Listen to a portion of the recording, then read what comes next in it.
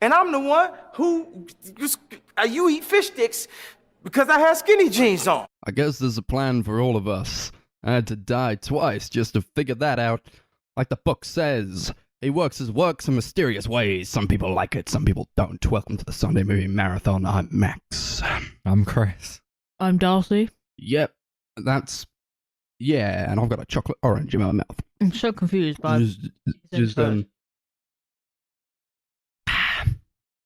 awesome. Those mix of flavours must have been quite the something. Yeah, I said we're right. recording expecting Max would like wait till he's finished his chocolate orange before starting the episode. But You told me that we were recording. yeah, but it doesn't really matter when you start. It matters to me. It doesn't run out of space. That was like the worst thing I could possibly done as well. Like chocolate orange It's like washed down with some sherbet. monster. Ugh, Potion vile. of kill yourself. Yeah.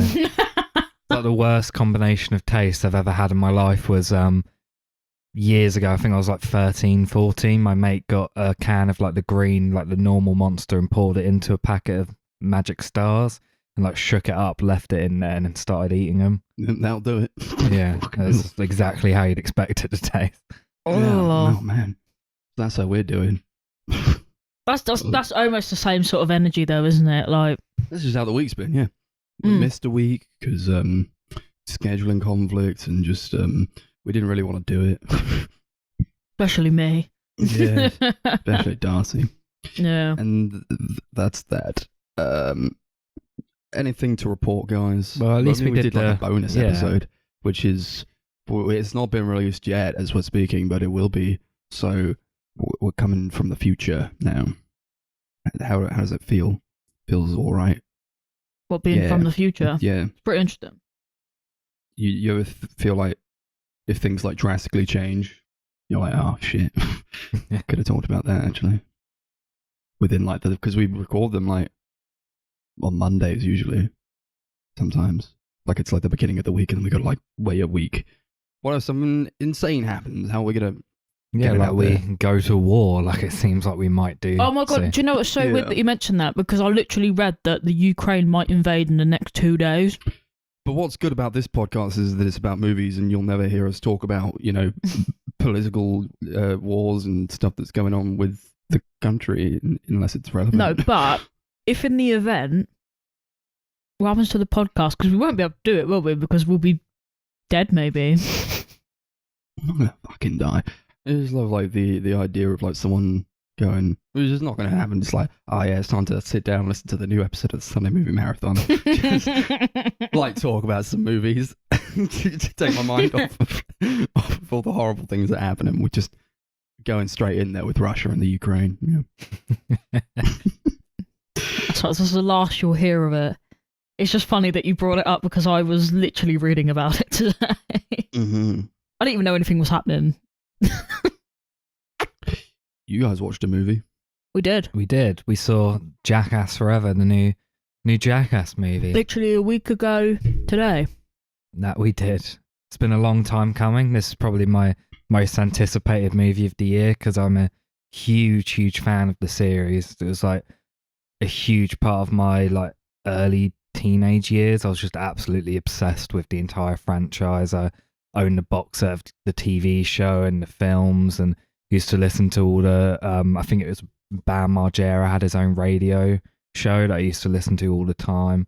I was just obsessed with it, so I was super excited to watch the new movie and see if it holds up to the originals, and I think it does. Oh, What do you think? Well, I don't really have any like emotional ties to it because I've never really like watched it or been all that kind of into it or the people in it, that kind of thing. I've just sort of like been an outsider to it. Me and my friends watched which I found out was the second one because we rewatched it before we went and saw it. And I was like, oh, okay, yeah, I've seen this one before, but I think I like the films because they're like a good distraction. Like I've been having like one of those like really bad like mental health kind of weeks, and I'm like, oh man, I just need something to switch off to and just watch and just have a laugh at. Yeah, And this film definitely provided. They're pure escapism, I think, because They're great. there's no story to them. They're literally just a collection of sketches, pretty much. And it's just literally people hurting themselves, doing a bunch of gross out stuff. And they're all just having a great time, which Yeah. I just appreciate. It's like a mixture, I feel like, of like skateboarding stuff and like classic like slapstick sort of comedy. Like it's very clearly a lot of it's indebted to like Buster Keaton and Charlie Chaplin and stuff. They're literally just beating the shit out of each other. As the franchise has gone along, it's gotten definitely a lot more mature and a lot more inspired by that kind of thing. And I think that's where I find more enjoyment out of it. And I feel like this film especially has a lot of really great comedic moments that are like clearly planned out and like created by people who just have a great sense of humor. My biggest enjoyment was Johnny Knoxville with silver hair. He's a beautiful, beautiful old man. They're getting on a bit now, eh? They Yeah. are. Think But they're going to be able to keep it up? No, they've this said is the this last the one, I last think. one. They that you can tell, like, throughout, like, not in the beginning of the film, but, like, the longer the film goes on for, you can really tell that they are struggling to do some of the stuff that they're doing, which is fun. They've done it a while. Yeah, And they probably fucked themselves they all up quite a said that making this was the hardest because of the amount of injuries. Because although what they're doing in this isn't more extreme than anything they've done before, their bodies are obviously a lot weaker. Like Yeah, they're it's older and easier they've for already them to done get it. knocked out, bones break easier, and a lot of the film is literally just them like hurting themselves really badly. Yeah, like there's a section where Johnny Knoxville's literally got, what, he had like a broken leg or a broken wrist or something and a rib. He literally fucked himself up. Yeah, there's a bit halfway through the film, which is sadly the only bit Bam Margera's in because he got fired from the film, where they all they have like huge like band equipment. They jump on a treadmill and they really fuck themselves up. They all like slam into this like industrial like door. It's fucking awful. There's a really horrible bit in the film where Danger Aaron, as he's called, basically just it's a montage of basically him getting hit in the balls, and like it's in the most like gruesome ways. Like you get like a heavyweight boxer is like has hit the hardest punch in the world recorded to punch him. There's like a really hard hockey player and someone jumps on him with a pogo stick, which is the hardest bit, and it ruptures his testicle. Yeah, he got done quite dirty in this film. Like I think he got apart from Johnny Knoxville getting whacked with like the bullhorn again. I think he got the worst of it, to be honest. Like literally, the stuff that he had to do was just absolutely it was fucking horrible. Yeah, I was just cringing the whole time. And the thing is, I don't even have like I don't even know why I'm saying this, but like, I don't have man parts. So like, even I was feeling like the cringe, like especially with what's it, Steve-O and the bees. Fucking hell! Like I could feel it for everyone. Like everyone was like proper cringing in there. Like all these like teenage boys are like, oh god, that's horrible. And I'm like, yeah, bloody horrible. It's like this is a good example of like the recall thing that they bring up in the new Scream movie, because it is like it's like a nostalgia thing where they've got all these guys who used to be in this franchise back, and there's also a bunch of new people as well. And when I found out there was going to be like a whole like group of new people, I was like, oh god, it's not going to be as good. We're barely going to get the old guys. But I think there was a good mix. I think the new guys, although I don't like them as much as the older guys, I do think they work really well in the film, and they're all really funny as well. I only remember two of them. And one of them, what's his name? Is it Zach? Yeah, Zach Holmes. Yeah, he's cool. He was the only one that I actually cared about because he was just the most interesting. I feel like he was the only one who was like willing to do anything either. Like I felt like everyone else was kind of just there, or they were only in it for like a minute at a time. There was a guy called Poopies. Oh yeah, Poopies. Don't really Classic. remember what he did. Just that his No, this name is was what I mean. Poopies. Like Zach was like the only memorable one there, but I mean that's not really their fault though, because obviously you got your editors that like cut down the footage and stuff, so they might have been in it more, but they didn't make the final cut, obviously.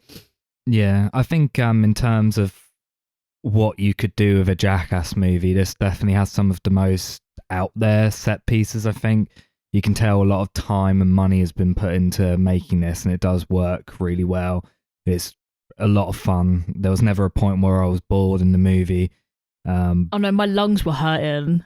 Yeah. I was just like, I think I was having a really, really bad day the day before, and I was like, oh, I'm not sure if I even want to go. And then I was just like, I'm just here just to cheer myself up. And I know we went with Kai, and Kai was fucking miserable as well, weren't he? So he was like we all just left like just smiling and like laughing. And I was just like, oh, that's what I wanted. Yeah. Good. There's also a lot of good guest appearances in the film as well. Machine Gun Kelly's in it in one scene. He gets nice. massive. He gets hit by a gigantic hand, which is really funny. Possibly my favourite part because I hate the guy. Yeah. Tyler, the creator's in it in a really funny scene where he gets electrocuted. And Eric Andre is in it a lot, which I really appreciate because I'm a huge fan of him, and I think he is really funny in the movie. Yeah, just overall, I had a really great time. I really loved the movie. I was kind of glad that they toned down the gross out quite a lot. Like a lot of the previous movies, like so much of it's dedicated to the characters throwing up, whereas in this, you literally have just like the ending sequence, and that's about it. Oh, yeah. Sort of what turns me off from Jackass, I think. I'm not gonna lie, that ending sequence though is actually one of the most vile things I've ever seen. Yeah. I don't know. There's definitely grosser bits in the franchise. There's a lot less poo in this as well, which is also good. There's more Nice, coming in yeah. though. Fucking hell. But there's plenty of penises. Good. There was a lot of Good. Willy. I know you're not going to rate it, Darcy. 'Cause you don't Nah, really know how to rate. I don't really rate them because it's not the. I can't explain it. I just don't think they're films to be rated. You know, I just had a Yeah. good time. It Films was to be B-rated. Whereas, be rated. whereas I'd give it an 8 out of 10. It's probably my second favourite after Jackass #2, which I think is Everyone's basically a favourite, probably. masterpiece. Yeah. To be fair, it is actually probably the best one. I haven't seen the first one, but I could It's already the worst assume. one, but still funny. Cool. Nice. Jackass Forever. More like Jackass. That was the Never. last one, actually. That's what they should have called it. Yeah. Actually, we're done now. It's over. Jackass for one more movie. The working title was "We're Not Done Yet" because of Ryan Dunn, who died. Oh. It's like a really sweet sequence right at the end of the movie. Oh, yeah, where they like do right at like the a end of the montage credits, to where they have a him. montage of him and say Ryan Dunn forever, which is really nice. Yeah, that's sweet. Nice. That's that then. We watched some 2000s era movies. We did. Oh boy, 2000s. Man, that takes me back. How do we feel about the 2000s? Kind of. I was a child. I don't really Yeah. remember. Yeah, I would love just to go growing up, back. Still learning how not to wet the bed. Yeah, they were good times. Even 2009. Look, man. Even in 2009. Well, man, I don't want to go into it. All right. Let's repeat some movies. Oh boy. Yeah, we did. We got. Yeah. I feel like we couldn't What? have picked further apart movies. Like every single a one of these broad films are completely selection. different. Yeah. But sometimes that's the beauty of films from the 2000s. Or It was just quite us an era, picking wasn't it? films. Yeah. It was quite a more innocent time, I feel. It was a great decade for movies, I think. Yeah, it really was. Yeah. It's got shitter as it's gone along. Yeah. I mean, there are some golden years, I guess, but not golden decades. Yeah. Nowadays, you get like the blockbuster movies are just trying to be like either like straight dramas or like even the ones that are trying to be like fun and goofy. It's like it's still trying to be like those Marvel movies are like they could be like really comic booky and like out there, but like they're just like it's also the real world. You know? We don't get like you couldn't make like a Sam Raimi Spider-Man nowadays. I wish people would, though. I Yeah. do. But I understand why I think a lot of people might not appreciate that now. You just want I would, but I know a lot of people wouldn't. we don't get a Dark Man anymore. We Oh, don't get that. Miss Darkman. No, we get the Morbius and the What's the what other else is one? popular? I don't know. I Is guess that's Morbius it. popular? Morbius is going to be brilliant. I don't think it's going to be popular though. I don't know. No, I don't. Yeah. I don't know if I agree. I don't know. Well, I don't know. Like, look at Well, I guess we'll find out, I suppose. what was nominated for the Oscars, and that's what we need to be watching Right, and looking out for. I can't imagine Morbius ever get. I mean, King Richard. Yeah, just keep making King Richards, and we'll be all right. Yeah, we'll be sweet. So we got Broken Flowers, we got American Psycho, we got Mary and Max. Chris recommended the first one, so take it away. Yeah, so I picked Broken Flowers from 2005, directed by Jim Jarmusch. It stars Bill Murray, who plays a character called Don Johnson, who is kind of like he's meant to be a ladies' man who's recently been dumped and receives an anonymous letter from a old lover informing him that he has a son who might be searching for him.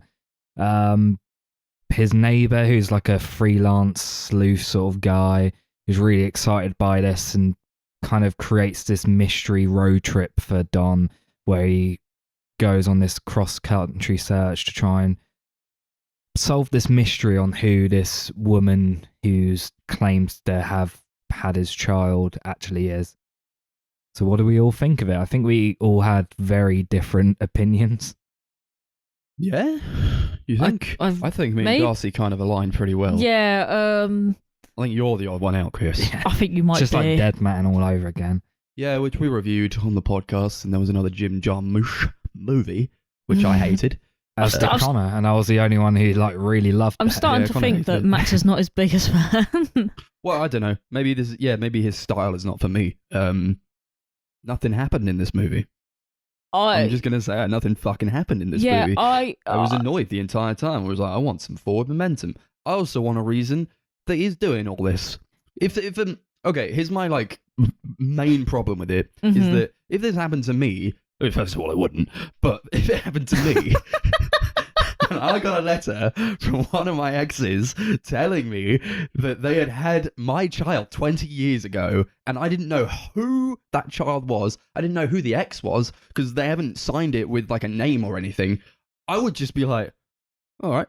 And then I'd go about my day, and then nothing would have happened. I wouldn't go across country to fucking each one of my ex's house. And this guy had a lot of fucking exes, I'll tell you what. He was quite the ladies' man. But like, it's just like, why are you doing this? Why are you doing this? Because it could quite easily be a prank. It could just not have happened. Well, this is such flimsy evidence. And then his mate is like, he's taking all the time off in the world just to be like, yeah, I'm an investigator now, and I'm gonna do my investigation. And here are all the houses that you need to hit. Which is hilarious because the go man... on, man, go and do your thing. I'm like, this guy has like 2 jobs Yeah, and like 5 kids. What? How does he have the time to do this? I don't know. And why does Bill Murray want to do this? Yeah, I don't understand the need for him to do either, because he spent like quite a lot of the film convincing himself not to do it, and then all of a sudden he's like, oh, I guess I've got nothing better to do. I'm gonna go and find. I think the character's quite conflicted. I think part of him does just want to live this life he's been living where he is a ladies' man. He is just not really tied down to one particular person's moving around a lot. And I think part of him kind of, the idea that he probably has a son, I think that might appeal to him because it's, you know, like an actual connection to someone that I don't think he's actually really had before because of his lifestyle. So I think there's kind of a conflict in there where he's not really sure what he wants, and like the idea that he might have a son is quite intriguing to him in a way. I find it very hard to believe that he is a ladies' man. Like, he seems like such a loser to me. Well, you know. I mean, I know this was 20 years ago that we're talking, but I don't know. I was just like, okay, fair enough. I don't know. I kind of agree with Max, though. I feel like I was waiting for like something to not even like happen, but like I was waiting for like, you know, like him to be found, or like, you know, like there's some sort of conflict because he's found him and he's like, why weren't you there for me? That kind of thing. But like nothing.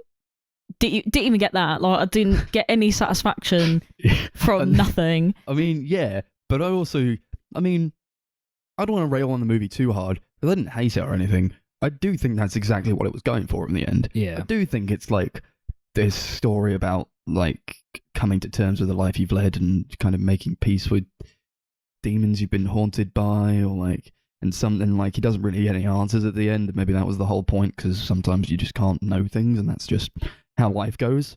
But still sat there at the end. I'm like, okay, I guess that was that, and that was like, I think that was also a problem I had with Dead Man as well, or whatever that movie was did called. that just end suddenly as well? It was more like Jim Jarmusch likes to tell stories in this way, and I don't think it's the kind of way that I appreciate in my own movie watching experience. You know, or I kind of want stuff to happen, and if it doesn't, I feel kind of ripped off. Or like if there's something more to get from the movie, I'm not really getting it, I don't think. Yeah, no, I get that. I think a lot of his films are quite ambiguous in a way. They don't really... They're definitely about something, but it's not like a normal structure where it has like a beginning, middle, and end sort of thing. It's kind of just a journey that the characters are made to go on. I think with this, the whole film kind of is a mystery where he doesn't really... He puts like all these like cryptic clues and stuff throughout, like especially in like some of the characters' dialogue throughout, because the film's kind of like a collection of vignettes where Don's going to see all these women and like trying to work out whether they're the person who wrote to him, and there's like a lot of clues in a lot of their dialogue and stuff that kind of intentionally leaves you as the like audience member to kind of try and work out who the mother actually is. But I feel like if you aren't connecting with that at all, you don't really care about the mystery, then you're not going to get anything out of the film. And when it gets to the end of it, where it does leave things very ambiguous and doesn't reveal anything, it's going to piss you off. Yeah, because I just thought the entire time that it was fake and it was kind of a prank. And that was like in the back of my mind, and just could have been a prank. That's the thing. Yeah, I guess that's... Who's to say this is real? No, that's true, because if you think about how ambiguous it is, it could have been like, who is to say apart from like, Jim? Yeah, and it kind of annoyed me that like he went to these houses and he just kind of stayed there for a while, and I get that was kind of the point of the movie, but like it was kind of like a purgatory allegory or something, and it was like you're going through these different stages and trying to figure out parts of yourself. So I do kind of like that about the movie, but at the same time it was like, you see, I don't even know if this is like a criticism, but I was like, yeah, well, why didn't you just straight up ask them? He never asks. He never asks, hey, did you send me this letter? And they never... I felt like it was none of them. I felt like none of them. That's what I felt like it was none of them also. Because it was like, wouldn't you just say, oh, you got my letter, did you? None of them say that. Yeah, no, yeah. You would have thought that they would have struck up the conversation of like, oh, I know what you're doing here, rather than, hey, what are you doing here? It's like, well, if you wrote it, you would know why he was there. I don't know. Yeah, I do agree that the fact he didn't ask any of them is a little bit flimsy. Like, I understand the reason he doesn't ask is to he just wants to suss out what's leave going on, these doesn't he? answers unanswered for the audience to piece them together, but I do think they could have maybe done a bit more to hide that mystery. Yeah, the only problem is there was nothing to piece together because it was none of them. Like, what am I supposed to... Am I supposed to just go, okay, it was none of them. Great, I just watched a man do this for an hour and a half. Like, I don't know if it's trying to go for something that's a bit more elevated, and I think probably it was going for a bit more of the metaphorical, but because it didn't really present itself tonally as something that was slightly heightened, I don't know, it was just like, it's a guy who lives on his own in an American suburb, and everybody leaves their doors open because that's what they do, and everyone trusts each other, apparently. Everyone trusts each other for some reason. It's like, okay, I didn't get the feeling that it was like heightened in that way. I don't know, so I didn't really get that as a takeaway. Yeah, I think Jim Jarmusch, for me, I think his films are very, very metaphorical, but they're presented in much more of a simplistic way, and that's something I really like about him, but I can understand if you wouldn't. Yeah. It's like the same problem I have with like Nicholas Roeg, where it's like, I agree he's a really great filmmaker, but I just don't like his style. Yeah, I think they're very similar in a lot of ways, because I like a lot of his films that I know you don't. Yeah. I want to give like something like Don't Look Now another chance, because I really didn't like that movie, but like I feel like He was going for something. I don't know. Yeah, I didn't There- really get that movie at all, but There are parts that I like about the movie. I don't know. I like that they played a lot of Ethiopian jazz. yeah, that was actually really Nice. cool. His Yeah, it was pretty Winston cool. makes him a. He's like, hey, you want some music? You want some? Yeah, I made you a I made you a mixtape for your journey across the country. I'm He like, was actually that my was favourite sweet. part. Yeah. I really liked him. He was I don't know, he was a character that I was like, I could imagine hanging out with him. It could have been annoying hearing Yeah. the same Ethiopian jazz song all the time because it's not like it's like the first track and they keep playing the first track Yeah. over and over again. It never really annoyed me in a way that it might have if it was like a different type of song. I don't know. I think it was Yeah, but trying to go for like that repetitive style to it. It was like, yeah, Yeah. it's just doing the same thing over and over again. Yeah, it does the exact opposite of what Beverly Hills Cop does. Yeah, but that was awesome. That song was great. The XLF one. Oh dear. The one thing that kind of annoyed me a lot was that every so often we'll get like a montage where like he's on the plane and like he falls Yeah. asleep and there's like this really I was ugly really green. green filter put over like a montage of clips from the film that we've already seen.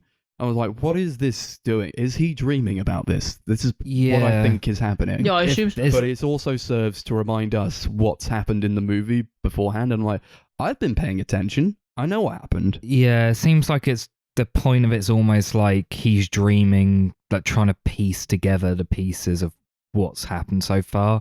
But I don't think it's executed well at all. It just Those looks are like my ugly. least favorite bits in the film. It is so Yeah. hideous. Why green? I know you want to make it look dreamy, but why not make it like hazy or even like yellowy? Like, why green? There are a Mm. couple other things I really didn't like about the film, and I think they're both things that Jim Jarmusch does quite a lot in his films that I don't really like, where he like will compare like a character or something to like a famous character in literature or something, and he would like hammer that home. Yeah. Like there's a constant comparison of Don to Don Juan, Mhm. especially early in the film, which is really, really unnecessary and like super unsubtle. And there's also that scene where he's like being seduced by like the girl, like the daughter of one of his exes, and she's called Lolita. And I thought that was also like super, super unsubtle.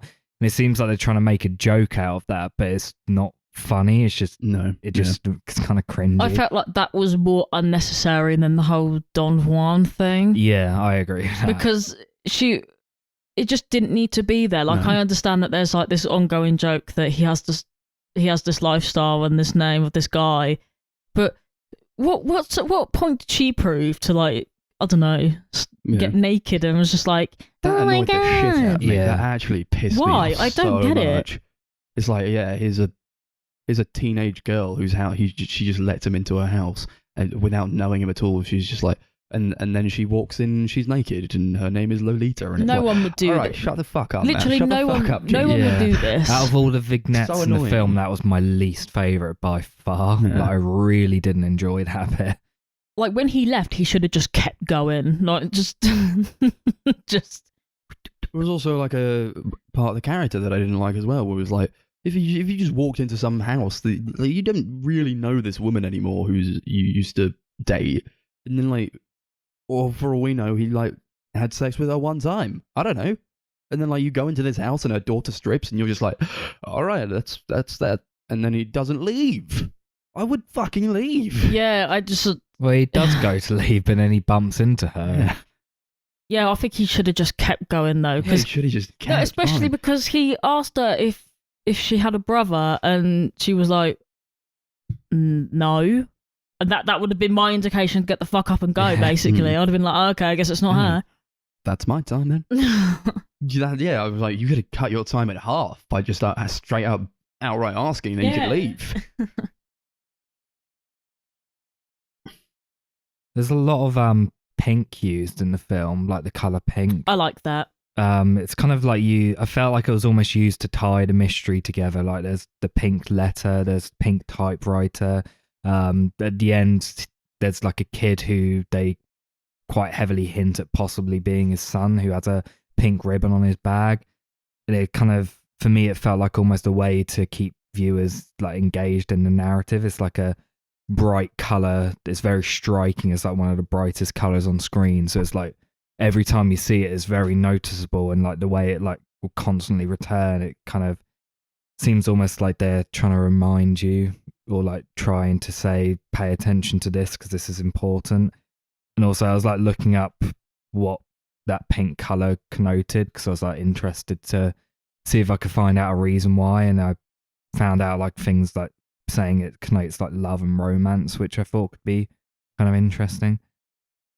Yeah. You're telling me you didn't know that about the color pink already? Well, I wanted to see if there was anything else, because I feel like there's so many people who like say that different colors mean different things. They do, but I thought most people just kind of I like that knew you what are colours like, just meant. not on the mic at all. I Yeah, you're speaking to am. the I'm at the mic. side. That's not how they work. Oh, well, then they We got to suck. show you like a graph of like Where to what speak. dynamic ranges are on these microphones. Then you'll know. I just need one that will go all the way around, so when I'm bored, I can talk to it, and I'm still at the side, and it's fine. It's perfect. Yeah, we ain't got the money for that. No, not yet. I didn't Come on, like that guys. you let Julie Delpy get away. I was like, you fool. You Who? absolute fool. She was the woman who he was with at the beginning who left him. I was Oh, like, wow. You Yeah, I like the fucked it, mate. Yeah, you I like- absolutely fucked it. I love the fact that he didn't even really like put up a fight either. He was just like, okay, if that's what you want. Yeah. I was like, okay. He's clearly miserable. I Yeah, guess. you don't give a shit, obviously. But I was still annoyed. I was like, it's Julie Delpy, man. Idiot. Yeah, he's just like he's a very depressed character, and that's quite obvious. And I think Bill Murray plays him really well. Yeah. It's just like there's not really any emotion or anything to him. To He's be very honest- blank, but I think he kind of captures that like depressed aura and emptiness really Mhm. well. I think he does that in most of the people Yeah, that he I'm going to plays, shoot to be myself in the honest. foot a little bit here because I really like Bill Murray as an actor, and I'm also going to like take a kind of a jab at someone else. But I do think Bill Murray plays like the exact same character in most movies, or like he has a certain way that he plays characters. It's very sarcastic and very like dry humor, Mhm. and I think that maybe that's why he works so well with like a director like Wes Anderson, who's like that's very much his style. So like I don't know if like I do think he's a good actor. I don't know though, but it's like this is nothing. I was very, very hyper aware when I was watching this movie. It was like, yeah, it's Bill Murray and he's playing Bill Murray because that's how he plays characters. And that kind of took me out of the movie. Yeah, a bit. I kind of got that as well. I feel like he plays the same sort of just monotone, like Yeah. person, which I is know, I said which is this cool, while we were whatever. watching the movie, and Chris was like, "You're fucking wrong." I don't know. I think I that's would like- kind of what he plays nowadays. I think it's just because when I think of Bill Murray, I think of him more in like Ghostbusters and It's the same. that sort of thing, where he does have like kind of a miserable aura, but he is making a lot of jokes and he does kind of have a lot of charm to him, where I feel like in this he doesn't really do that at all. He is very, very blank. Yeah. It's like I guess if he was like the character from Moonrise Kingdom, and but like it goes with the didn't movie, have I any suppose. comedic writing at all. Yeah. I guess that's the type of character that Yeah. he likes to play. I'm not gonna like shit on him for that. You know, he's a very good actor. Yeah, I think he is really good in this, though. Mhm. Apparently, he considered quitting acting after this because he didn't think he could do a better performance. God. Well, I think that's a lie. Yeah, he plays some iconic roles. You know, he was up there for a reason. Well, you got any more notes, Chris? You got anything else to say on this movie? Because I'm pretty much done. I like Jessica Lange a lot in the movie. Yeah. I think her bit's probably one of my favourite bits in the film. How she plays a character who's an animal communicator. I love Mhm. that. I thought that was like really funny, and like she's talking about how she communicates with animals. I like how and- she talks to the cat. Yeah. She's just like she's like sat there talking to him and just gets up and opens the door and a cat appears out of nowhere. Mm-hmm. That's how cats be. I saw a Yeah. lot of I was reading articles today to see if people like I just wanted to see what people kind of thought about the mystery and like if anyone had any like analysis or any breakdowns or predictions on who they thought the mother was. Mhm. And I think pretty much everyone I read said that they thought she was the mother or Tilda Swinton. Yeah. A lot of people in this movie. A lot of really great actors. Every time somebody shows, oh look, it's Julie Delpy. Oh look, it's Jeffrey Wright. Really like an underrated actor, I think, Jeffrey Wright. I think he's fantastic. He was good in this movie. Yeah. His accent was a little bit questionable at points, but I thought it was good. Found the character quite funny. Yeah. Then you obviously got Tilda Swinton, Jessica Lange, Francis Conroy, really Chloe Savini, I think. Yeah. Really good actors. Doing a lot of good performances, honestly, because it is quite strange and mysterious, and a lot of the way they have to act is quite strange, I guess. I guess that's kind of how Jarmusch likes to direct, you know. Yeah, his films are quite strange in a lot of ways. He always has like really great casts. Mm-hmm. I guess because he's like that kind of guy, and his movies are quite strange. I think actors want to be part of that kind of thing. Yeah, we can go to ratings, I guess. I don't think I have anything else. Sure. Rating What? out of Yeah. pink typewriters. Cool. Okay. Yeah, they have that. Yeah. That was a clue. It was like, look for a pink typewriter. It's like, just ask them, man. I really enjoyed this movie. I do think it's not perfect. I think out of the 4 movies I've seen by Jim Jarmusch, it's one of my least favorites, but I still thought it was really, really well made. I think I can definitely see myself enjoying it a lot more on repeated viewings. I think I'd give it a low 8, high 7 out of 10. Just threw that pink typewriter out the window. Yeah, You even I suggested completely it. forgot what I picked until you said it. That sounds like me. Yeah, I like it more than that other one with Johnny Depp. But I don't know, I just didn't really connect to it, and I was like, okay, this is what it's going for, and at the end you get no answers, and I'm like, that's exactly what he wants to happen, but I don't appreciate it.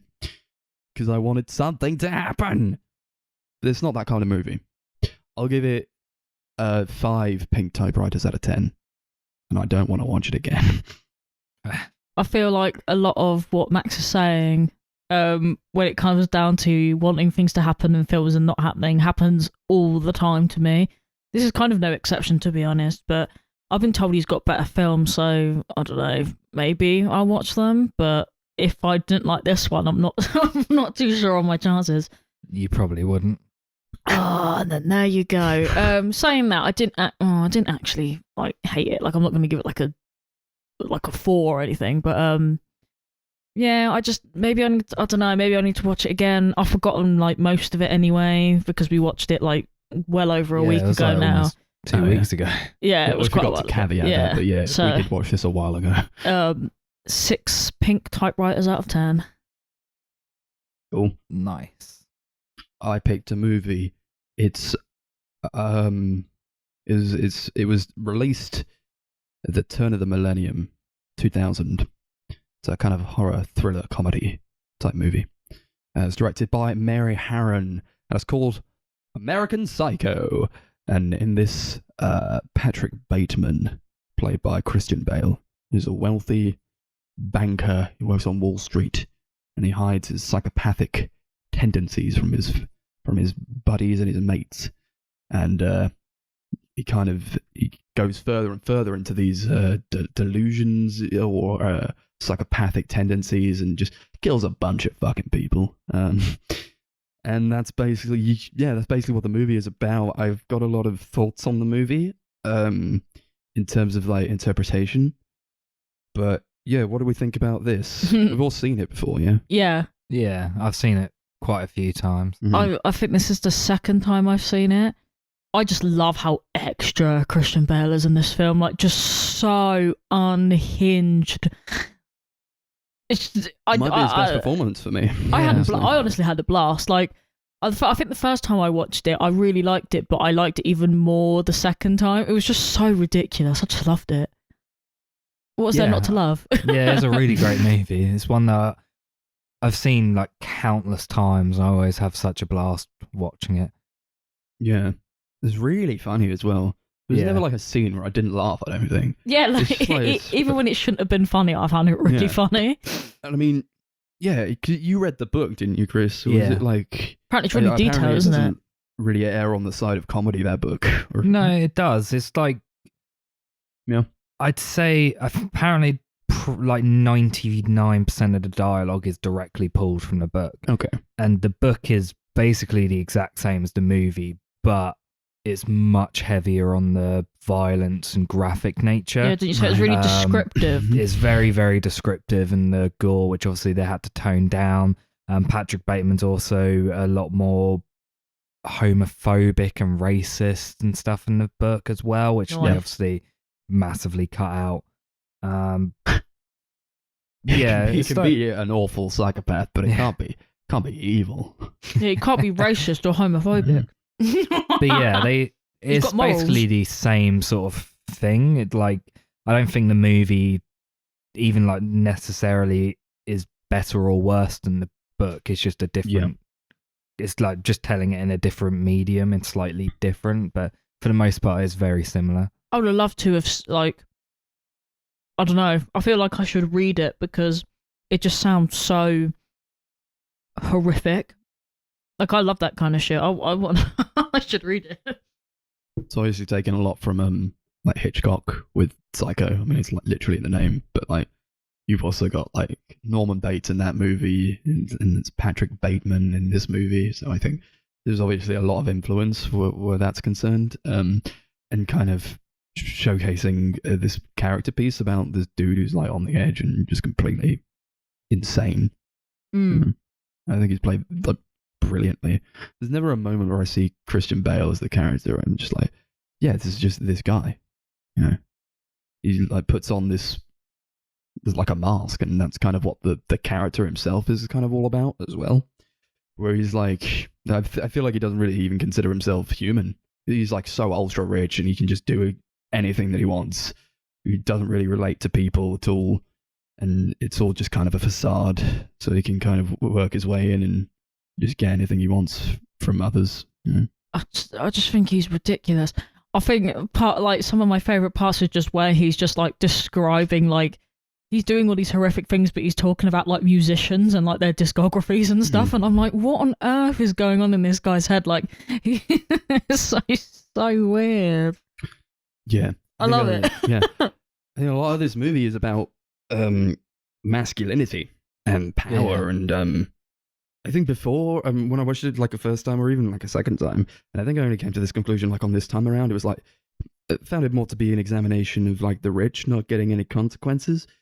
Yeah. And I feel like this time I'm like, yeah, but the same could be said of maybe it's not like so literal. Yeah, he's rich, but it's also, I think it's also about like men as a whole, and like, yeah, he's done all these terrible things and no one really cares or believes him by the end, or at least that he believes he's done these terrible things. And I think this is an examination of like how privilege can affect someone, and especially like straight white men who oftentimes don't really know how good they've got it within a system that is so weighted heavily within their favor. It's easy to kind of feel like, you know, you're on top of the world and like you can get anything you want when you're in a system that perpetuates that. You know? Yeah. I mean, pretty much everyone in the film's white. I think the only black person's a homeless person. So that kind of like No, that's true, goes heavily actually. into like the rich white privilege. And sort all of the thing. women are treated like absolute dog shit. Yeah. It's and it's also, I think, a lot about like ultra violence in Hollywood and how we're kind of desensitized to it. Yeah. Oh, we definitely are. Yeah. Like there's that great scene where he's like doing his morning like exercises and he's got Texas Chainsaw on in the background. He's doing crunches. Yeah. Fucking hell. And then also that ties into like where he's trying to kill the women, when the prostitutes he invites to his place and gets his chainsaw out and like kills them. And that was like, it was quite a funny scene, but it was also quite sad and upsetting to me because, you know, you got this woman who's like, she's almost made it out of the apartment, she's like screaming, and like that was also kind of something that tied into Texas Chainsaw Massacre. Where it's like there's just a lot of screaming and like loud noises in that movie. And she's knocking on all these different doors. Yeah, and, like why nobody's is no one? answering. Yeah, what was that all about? And then like she almost gets away, and then the axe is dropped on her head, and she dies. And I think there's also just trying to tell you something about how you can't really. It's like an inescapable system that we're in. The patriarchy is like everywhere, you know, and you try to run from it, but you can't really escape it. It's quite upsetting to me, at least. That's why I like that it goes so heavy on the comedy, because if it wasn't a comedy, I feel like it would just be upsetting. Yeah. And Just like a slog to I sit really wouldn't through. like it as much. And I feel the same way as like if this was directed by a man, I don't know if I would like it as much. Even if it was like the same. But I don't think it would be the same if a man directed it. I don't know. I just think it's more like, oh, if a man directed it, you know, do you actually feel this way? Or like how much are you kind of taking from the source material, and how much of like your own thoughts and feelings about how you actually feel about the world are you putting into this? But where it is Mary Harron directing this, I feel like the comedy is so like ingrained within the movie, and as you say, it's in the book as well. So I feel like she's kind of spun it in such a way where I don't feel like she's like awful for showing these things, and I think it's important to show these things within movies, and especially so early. You know, it's only 2000, and obviously nowadays we're having a lot of conversations within our own society. We were trying to get more representation within media, and we're trying to push for you know, equality and feminism. I don't know if I would say this is like, oh, it's so ahead of its time, you know, this is genius work. But I do think there's a lot to be said about that, and especially how we're experiencing movements now. I think this is quite emulative of that, and I don't think it's really aged very well. Yeah, I think there's a lot more like criticism in a lot of like big films nowadays, of, like rich people and how they act. Like a lot of the film reminds me a little bit of The Wolf of Wall Street, and how that kind of portrays these rich people who kind of can get away with anything, can do anything, like have like the entire world like at their disposal, pretty much. Yeah. I mean, I feel it is kind of sad actually, because when you think about it, most of these kind of go on like deaf ears because it's not any different, really. Yeah. Even when he like kills that homeless guy, he's like trying to help him at first, and then like he gets talking to him, and like just a switch flips in his head, and he's like, I'm sorry, I just don't have anything in common with you. And then he kills him, and he kills the dog. It's like, yeah, if he just can't relate to anyone. That was so unnecessary, by the way. Killing that dog was just so unnecessary. But he's above it all. So like, what Of are the course, yeah, consequences like, of yeah, him doing put- that? There are no consequences. Put a gun to a So we can kitten, just no do one it. gives a shit. That was Except that fucking one hilarious. lady who That did was give a shit. hilarious. The ATM is like, it says, feed me a cat. Feed me a stray cat. And he's like, yeah, Puts a gun let's to do the cat's it. head. Yeah. That's so grim. I feel like he has a lot of superficial problems as well. Oh, where, 100%. Like, especially when and he's very like self-conscious. he's very vain, isn't he? He's very vain, and he's very easy to offend, and very easy to tip over the edge. He's always like, he's got this inner monologue going, and I think one of the funniest scenes in this movie, or in any movie really, is the business card scene where they're all showing each other their business cards, He and they is look such a- exactly the same. He is such a fragile man. He's all like, oh my god, It look was at that, look at the hilarious, spacing, look at that font. Yeah. And do you know what? I'll be Look at the honest. fine print. Oh my god, it's and one of the fucking funniest parts is like when he says, oh, let's see Paul Allen's card, and Paul Allen, played by Jared Leto, shows him his card. It's the exact fucking same card as his. It's just And he's like, it's like embossed God, or something. Yeah. It even has a watermark. Do you know? Yeah, and then there's the bit where Lewis shows his, and he like instantly wants to kill him. Yeah. Do you know what the saddest part is though? If I'm totally honest, coming from like a design perspective, all of those business cards were dog shit. Yeah. All of them. All of them have a typo on them. Every single one of them, where it says Just mergers and acquisitions, they spell acquisitions without a C. But like, it was just like all the spacing is wrong. There's like no the margins are off. Like if I was that pretentious and I worked in Wall Street, that would not be my business card. What the fuck? He's all like, look at that embossing. Oh, look at the gold leaf. I think that's kind of just the point. It's just like such a ridiculous thing to be like so superficial and so obsessed with. Oh, that was really funny though. Like it genuinely got a tickle out of me, but more from a like design kid perspective, because I was like, imagine being that uptight about something that looks so shit. I like that part where Lewis shows him his business card and he goes fucking insane. Yeah, and he goes to the bathroom kill just him in to the kill him. bathroom. And then Lewis just like kisses him and like tries to make out with him, and like he just like flips out. He's like, oh fuck. He doesn't kill him in the end, and I think like that was an instance of him kind of getting in touch with his humanity in a way where, you know, he's not this castle that he's built himself as, and maybe that was trying to get at maybe sexual repression within himself, and he's like, oh fuck, I can't kill this guy. Like if he was like as homophobic and like, I don't know, as deranged as he is in the book, maybe he's actually hiding a little something. And there's also the part where he doesn't kill Jean and he lets her go. I was just thinking about that. I think I might hurt you, so you gotta leave. I'm like, wow. He doesn't show it often, but it's like, yeah, you could try to change yourself into this ultra being, but you know, you are human at the end of the day. Nobody's above being human as much as we might try. Yeah, I think that's what just like makes Patrick Bateman, I think, one of the like most interesting characters ever written in any medium. I think he's just like so deft and so well explored in both the film and the book. He's just so fascinating and just a really great character. And I think Christian Bale was definitely the like perfect pick for him. Yeah. He's just incredible in the movie. He really captures that like fragile, unhinged state of the character, but like blends the humor of him as well in really well. Yeah. There's obviously the scene where he kills Paul Allen with the axe. It's been parodied to death, I think. Yeah, but it's a genuinely great scene. It's just so iconic, isn't it? It's just. I'll try getting a reservation at Dorsia now, you fucking stupid bastard. It's hilarious. And it's also, yeah, Dorsia as this restaurant that I think it's like a symbol. It's like a symbol of power. You know, you can get a reservation at Dorsia on short notice. You're like the main guy. You can do anything. Yeah. But of course he can't. So he has to like drug the women he goes out with and take them to another restaurant. They're a little bit like high, and then he's like, "Yeah, we're at Dorsia."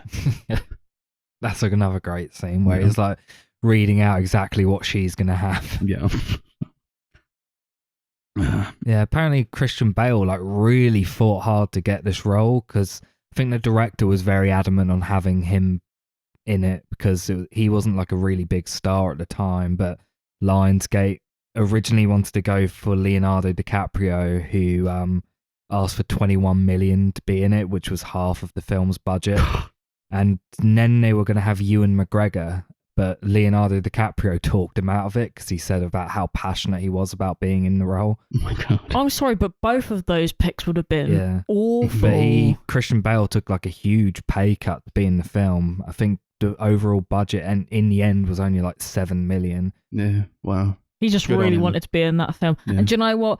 Fair play to him, because imagine the only person I can picture in this role. Like imagine having that under your belt as well. Like, I played one of the most unhinged psychopaths in the world. I love it. Yeah. I actually think it's amazing. Yeah, apparently he also he used to do that morning routine that you see in the film every day of shooting. I love the morning routine. He didn't speak to anyone on set, so like when he finished shooting a scene, he just wander off. He pretty much stayed in character the entire shoot. Apparently, at the rap party when he turned up and was speaking Welsh, everyone just assumed that he was preparing for another role because no one knew he was actually Welsh. They all thought he was American. That's great. So funny. He's just he's a Welsh geezer. You ever heard him talk just normally? I've never actually heard him speak. To be honest, different. Yeah. I think fucking he did that all. He actually did all those exercises. I don't know about that. He said he did 1,000 crunches. Like, who has the time? No, he definitely did do 1,000, but I assume he at least he probably replicated the Yeah, he the did routine. like the skincare routine at Yeah, least. yeah. Oh, he's got glowing skin in this film. Like, it's just even for 2000s, that HD, ooh, Yeah. beautiful.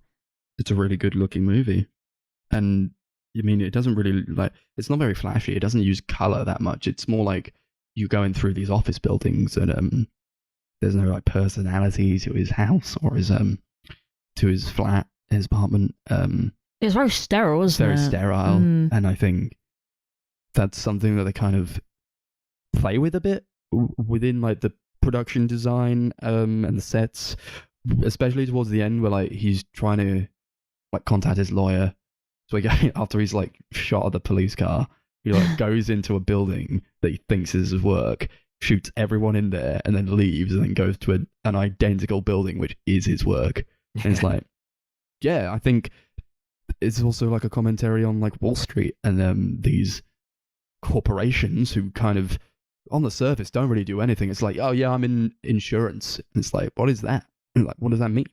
You know, I can't really relate. I don't know about you guys. I can't really relate to like those kind of companies, you know. And when it's like, oh yeah, it's just like a building, and it's like he works in an office, and what does he do? I don't know. Yeah, Money. like what is mergers and acquisitions? What does that mean? Are Yeah, those I are think just that's kind of the buzzwords. point. That's Mhm. like What is it? a lot of what that Wall Street sort of thing was like, especially like back in the, it's like set in the late 80s, and it was especially like that there. Yeah. Like you don't see anyone do any actual work in the movie. No, he That's just kind of the he point. just sits there, doesn't he? Yeah, he I just sat there listening to Huey Lewis in his office. What a geezer. You like Huey Lewis in the news? Yeah. There was that part where Willem Dafoe comes in and he says, "Would you like Huey Lewis in the news?" And he's like, "No, I don't. I don't like music. I don't like that. I don't like music." And I think that was like, because we'd already heard that he did like Huey Lewis in the news. I think that was a point where he thought, I'm relating to this person. That's disgusting. I have to move away from that. Yeah. Do you know what my favourite part? I've just looked up what mergers and acquisitions is. Yeah, tell But us. it doesn't really say anything. It just says Yep. mergers and acquisitions is a general term that describes the consolidation of companies or assets through various type of financial transactions, including mergers and acquisitions. Yeah. What does any of that mean? It's like talking to me in Mandarin. Like you've just told me the same thing again. It's mergers like and a whole acquisitions industry is what it built is. around something that you Is it just you about can't money? comprehend, Like, or you yeah. can't wrap your head around. And these people make the most money in the world, but you still have absolutely no idea what they do. Yeah, like no wonder it crashed. No wonder Wall What Street service crashed. do they provide? And it's like, you wouldn't even know if we told you. The thing is, yeah, they don't even know, do they? Like, I don't even know. Going back to Willem Dafoe, he plays a detective in the movie. Oh, I love and Willem I love Dafoe. him in this movie. I think he's really great. Mary Harron did this thing which I think is like a really great way of directing, where he got him to do 3 separate takes and act in completely different ways. So like one of them, he acts as if he's like suspicious of Patrick.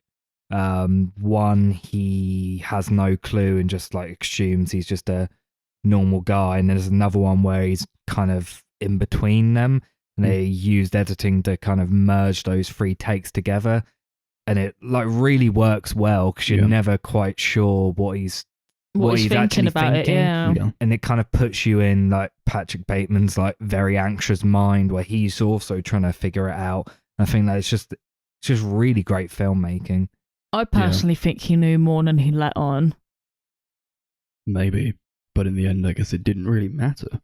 No, it never mattered. But then, He doesn't get caught. yeah, I still can't figure out, and I know this is like part of the debate of the film, I still can't figure out if they happened or not, or whether he's just absolutely out of his mind. I mean, he is out of his mind, but you know what I mean? Like, I know a lot of people can't decide whether it actually happened or whether it's just kind of delusions of grandeur or whatever. Yeah, I think there was a point where he goes back to Paul Allen's place after he's like killed a bunch of people in there, and there should be like bodies hanging in like the closet, and he goes back there and it's just like a house viewing that's going on, and it's all been painted white, and everything's fine, and there's nothing there. And he goes in and he talks to this woman who's like the realtor, I guess.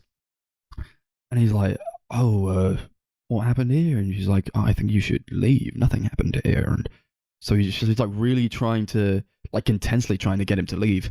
And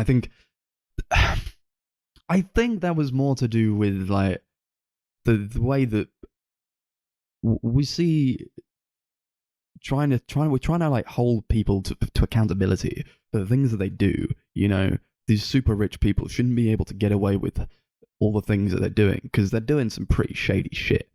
You know, these rich people, they've killed people. We fucking know it. And I think there's a lot that we don't know because it's just covered up. And I think that's what that scene was like ultimately about, is like, yeah, people in power have the influence and the money to be able to cover up all these things that they're doing, so like that they can never get caught. Like, it definitely happened, but there's no evidence. Well, a coincidence. Yeah, I mean, I could... Don't know what you mean. Also, like that, just a little tidbit, you know, when they take I'm so sorry, I don't know her name, the prostitute back to the flat, and he meets that girl, and she's like, "Oh, this apartment's so much nicer than your older one," and he gets really, really upset about it. He's like, "What do you mean?" Which is funny because it's like the same apartment. It looks exactly the same. It's so funny. And it's like, it's just like they're arguing over like these trivial fucking things that nobody really cares about. But because they're so super rich, that's all they have to argue about. It reminds me of like, if you've ever watched an episode of like Made in Chelsea, all they care about is like their own circles. Like nothing else matters except like, "Oh, Ollie has a better apartment than me. I can't believe this. Like, I must go get a succulent right now." And it's just like, oh, come on. What do you think the motivation behind him not telling people what his name is? He does it quite a lot. Like, changes his name around. He like introduces himself as Paul Allen or just somebody else, and they're like, "Oh, Patrick Bateman." There's more towards the end where I guess I didn't really understand what was happening like the first few times when it was like, "Oh, that Patrick Bateman, he's such a softie," and like it's just him talking and like to this other guy, his lawyer, and he's like, "Oh, but he's Patrick Bateman. Like he's clearly lost his mind." So what do you think was like, why did he tell people that his name was like something else that it wasn't? See, part of me thinks that because he doesn't want to get caught out and he's really insecure, I think maybe he just like prefers to be somebody else. But I don't know, because he tends to do that thing where he keeps breaking into Paul Allen's apartment and like pretending to be him, and I'm like, you are so insecure about yourself that you would rather be anybody else. You do want to be Paul Allen because I think he does want to be Paul Allen. Like he literally is like, get a reservation at Dorsia now. Like, yeah, you're just jealous because the man can go whenever he wants. I don't know. I feel like he's just so insecure. Yeah. It's like a power imbalance. Yeah. It's like this ever so slight struggle that he has. That like, oh, who ends up on top when the margin is so wafer thin? Yeah, I feel like he's got like a very fragile ego, if that makes sense. Like it takes nothing to piss him off as well, and I'm just like, you don't survive. No. I once did that at a pub. I told people my name was something else. It was like more of an experiment, really. Or like I was a bit drunk and I was like, I kind of don't want these people to know who I am.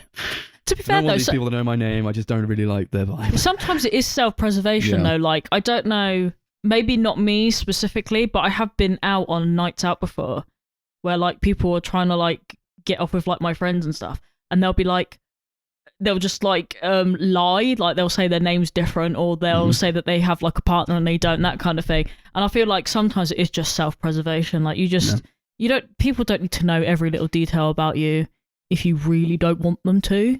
I think with this, it's more like the idea of being known, the idea of letting people know who you are. You know, there's more to a name than just a name. It's like who we are. It's our identity. And he doesn't want people to know his name, perhaps because he doesn't want to identify with them.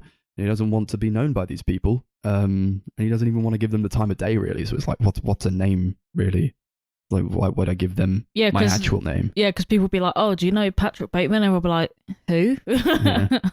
But then he would probably like that kind of thing. So he'd be like, "Yeah, they don't know me. I'm so cool." I don't know. He's just like an edgelord. This guy, He's isn't trying to he? like elevate himself in a way. I feel like that's what he did with like, that was the purpose of like how engrossed he was in music, where it's like he just loves explaining music to people, and the music is fucking fantastic in this movie. It is. I love it. Huey Lewis in the News. You got Genesis, Phil Collins, all these great musicians, and it is good music, and he's not wrong for liking that music. No. But at the same time, what he's trying to get at, I think, is like grasping for that brilliance and trying to convey it to others, because we look at musicians as these ethereal, godlike beings because they've created something that can't be described a lot of the time. Apparently, like the majority of the budget to this movie went towards the music because of how expensive it was to license everything. And yeah, you got some big names there. I Whitney suppose. Houston refused to let them use her music in the films. They had to like substitute it out in that scene where he's talking about her. Yeah, it was a great scene. I feel like even sorry, going back to like how his kind of rivalry with Paul Allen, they even look the same. Basically, They look everything so about them similar. Are the same. They're the same haircut. They got the same glasses. They're the same. They don't fucking have the same business eye card. color. What? What? What? What? What are you talking about? I thought you said they had the same eye color, and I was said like, they they have don't. the same haircut. They have the same glasses. Oh right, no, yeah, like it's literally like the only difference between the two of them is that one has blue eyes and one has brown eyes. It's really, really weird. I mean, but then is that supposed to be? I don't know. Is that meant to be some other kind of like metaphor? Like this is the better you. It's like, This is who you wish you Yeah. were. I don't know. why are you trying to? I don't know. Like, why are you trying to be him when he is you? Yeah, And it's like just trying to progress in these small increments, and you're already at the top. What does it fucking supposedly, matter? yeah, because if he thinks he's so great, well, You've won. You yeah, if he fucking thinks won. he's It so doesn't matter. great, then yeah, why does it matter? But he obviously doesn't actually think that deep down. Obviously, he wouldn't have like murdered him with an axe. You know what I mean? No. Oh, Paul. I kind of like, I don't know if I like get so lost in the end, but it's like, it's a really fucking fantastic ending. I think it's like, Yeah. This huge monologue where he's just like, oh, even when he confesses, no one believes him, or like they don't want to know, so he just gets away with anything. And he says, "Oh yeah, my confession meant nothing," and then he just goes along with his day. It's like, oh okay, this is exactly what we're seeing, Yeah, because Time that's and time exactly again, yeah, people that's just get exactly away how with it it. is. Yeah. I guess in a way though, you must get kind of like maybe that's kind of like jading to him as well, because he's like maybe it's the fact of like wanting to be Yeah. like it's kind of the same thing as being like, oh, no one believes me. Oh, okay. Yeah. Because there was All at of the this end, was when he's like got irrelevant. the gun. He's like, "Where'd he get the gun?" And he tries to shoot the cat. And like, Yeah, where did he that gun come? shoots It that just came out of woman, and nowhere. then, like this huge explosion goes off as he shoots the cop cars and like he's running around. I'm like, this isn't real. It's clearly not real. And then he's got that confession scene. Like he goes up to his office and he's completely unhinged by that point. He's just crying and telling his lawyer how many people he killed. And it's like, I'm like, yeah, none of that was real. But maybe he is in his office actually telling his lawyer who he's killed. Well, he must have, because And then they go, oh yeah, I just had a dinner with Paul Allen in London 10 days ago. What are you talking about, Patrick? yeah. And there was like a switch. I think there was like, oh, has he actually killed anyone? What do we think? Or is he just, because he's clearly a psychopath, but has he Yeah. actually done all these things? I'm not And sure. does it matter? It doesn't matter, but I'm rooting on the side of I'm kind no. of like split between thinking he has done all this stuff, but also, everyone seems to be mistaking each other's names throughout the movies. Like multiple people call him something other than Patrick Bateman. So I feel like because they're so interchangeable, just business people generally, and like they all just kind of seem to be the same. I think that probably has something to do with it. Maybe he did have dinner with someone, but it wasn't actually Paul Allen. Yeah. Oh, yeah, yeah, like someone who looks like a Paul Allen, or Someone like Patrick Bateman who said his name was Paul Allen. yeah, or but or was maybe actually a different person entirely. yeah, or maybe his lawyer thinks that because maybe he used a different name. Maybe he's like, oh, you're not that guy that killed him, but I guess that's where the psychopathy this is takes a hold. Yeah. You know? Because Kind he of is makes insane. sense. And obviously he's going through like some really serious mental trauma throughout the entire movie. I don't know.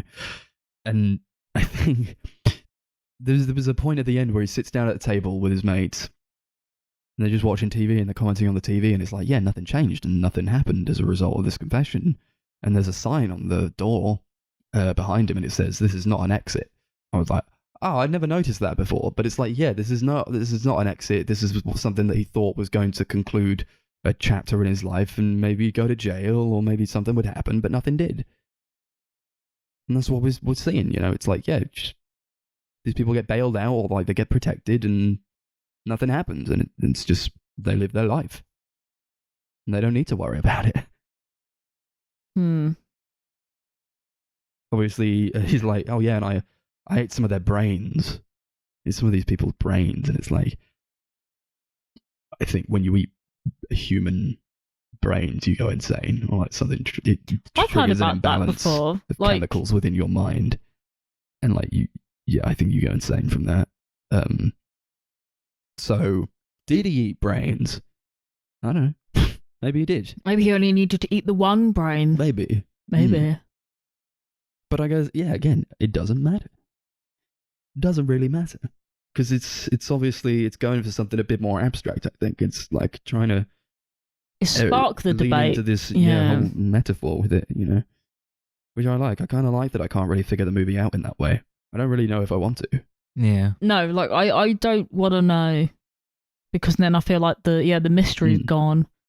Which is the only time I think I've ever said that in a film, because most of the time I get really pissed off when I don't know what's happening in the film.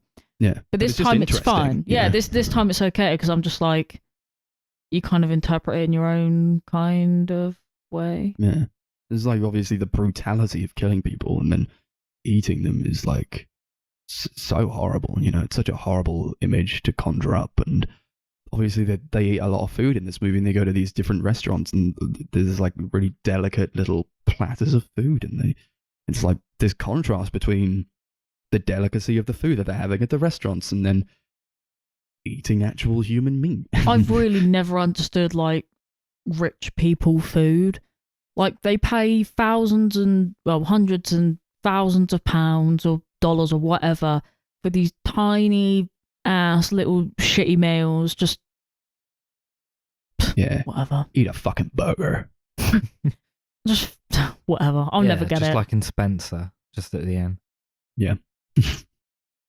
It's like that. I like the part where he's like dragging that body through his apartment and like in this bag and there's just like a trail of blood that's following him and the guy at the door's just like, see you later, man. I feel like no one lives there. Like I've concluded in my own he, like, head that runs no into- one lives there. He runs into Lewis and Where'd he's you like get that chucking the overnight fucking bag? he's chucking the fucking body in the boot and he's like, oh my god, where did you get that overnight bag? Yeah, okay. It could have been any. Yeah, it could have just been any bag as well. Maybe I didn't have a body in there, or maybe it's that you just overlook these things. These people just kind of overlook these things. Yeah. Like, yeah, it doesn't even matter because they're so materialistic about, or like, yeah, I don't even care about The body, yeah, the it's body. all about the Who bag. knows? Maybe they're all killing people. They probably are. Pretty much what you said earlier. So yeah, maybe maybe so. Yeah, there's obviously a line at the beginning where he's like describing who he is and like what he does, and it's like there's an idea of a Patrick Bateman, an abstraction. There is no real me. So I think that kind of feeds into like this kind of changing personalities, and like everyone can sort of, you could change someone out with just anyone and it'd be the same person, because it's like, yeah, that's like, who are these people really? And on that note, They just like kind of represent a whole. They kind of represent like a business or like a company or like a conglomerate of people. It's just like, who the fuck do you know who's in business? That's nothing. Well, Like, yes, I'm I in guess business, I'm in insurance, I make money. And that's it. yeah, I guess There's it's nothing, kind of- there's no like depth to it, you know? well, maybe not, but I guess I don't know. I don't know anything about like business or insurance, so I don't really know what it is that they actually And do. you But never I feel like will, this is 'cause nobody's going to explain it to you. exactly. This is the thing. Ratings. Sure. We'll do it out of What do you want to do it out of? Paul Allen's. Okay. Sure. Icon. Yeah, this is a really great movie. I've seen it loads of times, and I'll definitely watch it loads more times because it's just an absolute blast. I think I give it 8 Paul Allens out of 10. Mm-hmm. Yeah, I fucking love this movie. It's one of my favorites, honestly. It's just so much fun all the time, and it's not just like a funny, violent movie. It's trying to say something bigger about the type of people who are at the top. I'll give it 10 Paul Allens out of 10. Cool. Nah, I really like this film. This sounds great.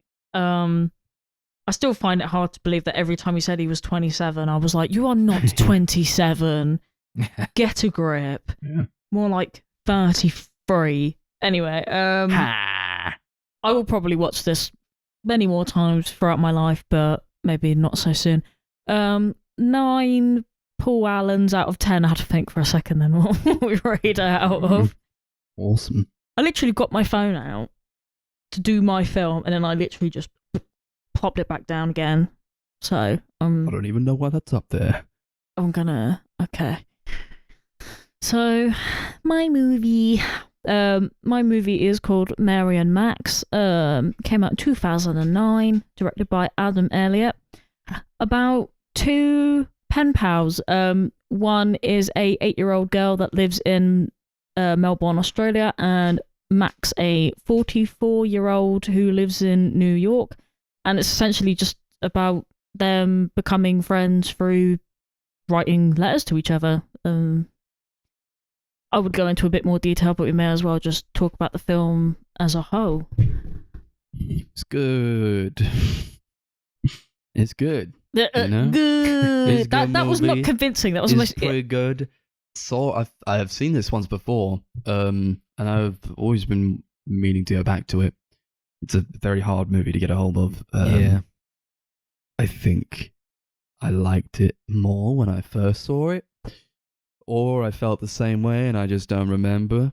Mm-hmm. Is a very good animation there. Really, I won't say vibrant because it's not going for vibrant. No, it's color like the palette. complete It's quite opposite. dull and grey, and that's exactly what it's going for. Like it uses color very well, very sparingly, in a way that kind of, there's more color in Australia, and every time like she writes to him, she'll like put something in a box and go, "Here's a thing that I thought you'd like," and then there's color in his life now, and it's like her brightening his life. It's a very wholesome movie, I think. It's very nice. Yeah. But I don't know if I'd really connect with it, It's just nice for me.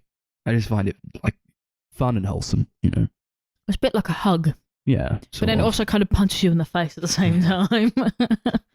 It's a hug, but it turns out in the middle of the hug, that person's just stabbed you in the heart.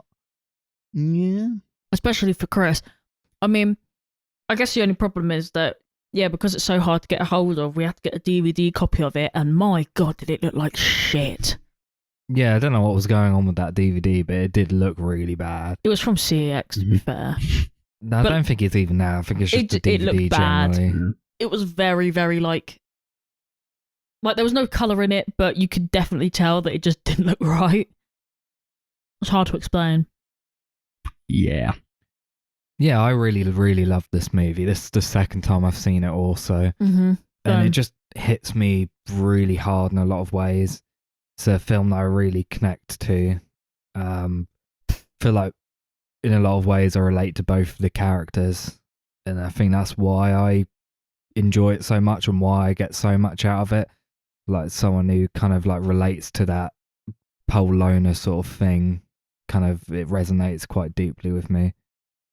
Mm-hmm, mm-hmm. Yeah. I like their dynamic you know, and they do kind of fuck up a bit, but like that's human, you know, and like he tells her about how he has Asperger's, or Asperger's as we say it in the UK, and she's like, oh, and then she like writes a book trying to cure it, and he gets very mad about that, and I think that was a good little thing to have in there, Yeah, and especially to like sow tension into their relationship, where like, you know, they've not seen each other, and they live on opposite ends of the world.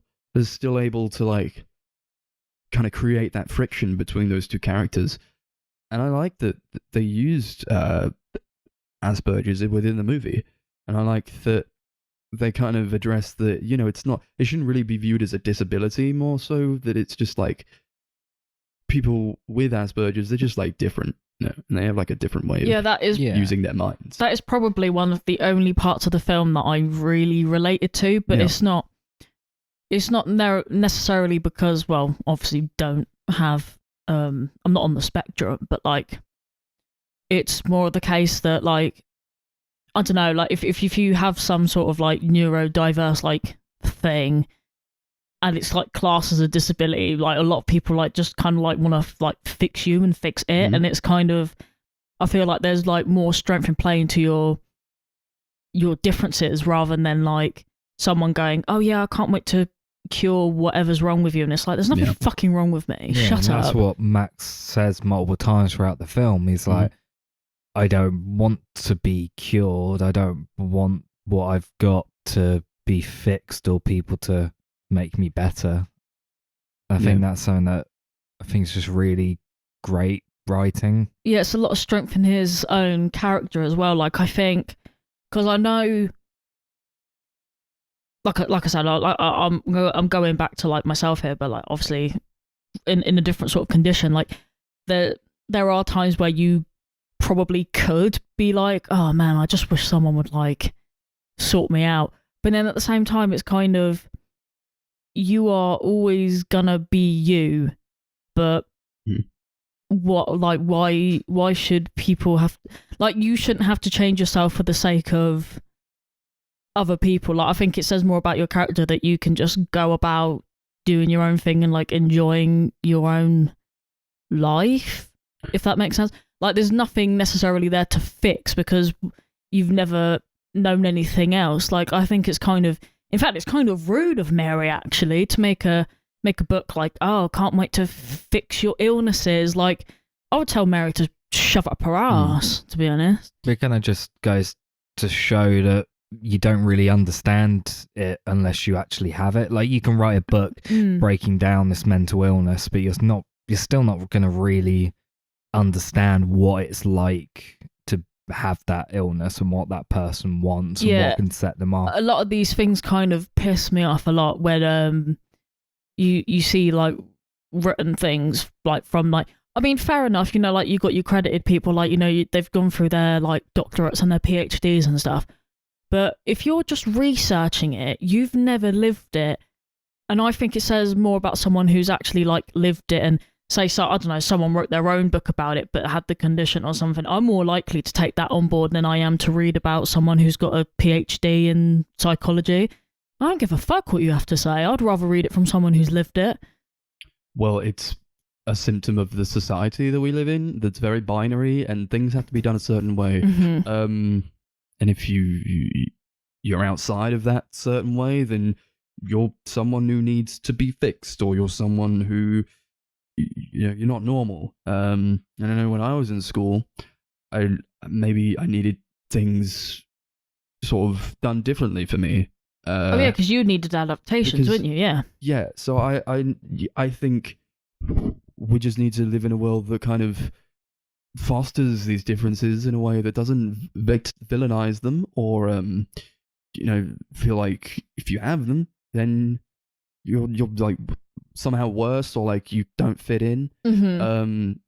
I just feel like we'd benefit in the world if we had different ways of doing things, and it wasn't so like, here's a, you know, you go to school and you go to college and then you go to university and then you get a job and then you fall in love and you get married and you have kids and then you die, and then it's like, yeah, great, okay, brilliant, whatever.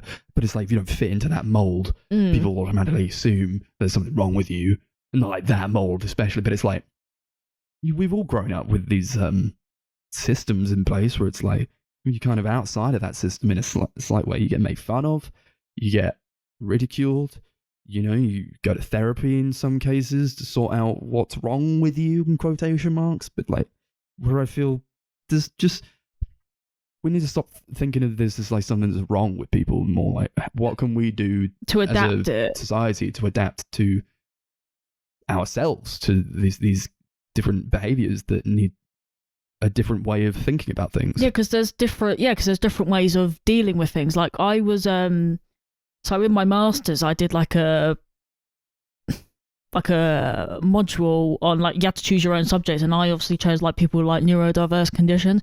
I mostly looked at things like autism because it was like an exhibition I went to in Valencia like a little while ago, and there was like a statistic that was like I don't know, like 50% of people in prisons have some sort of neurodivergent condition because they struggled in school, so they resorted to things like drug dealing and stealing and stuff like that.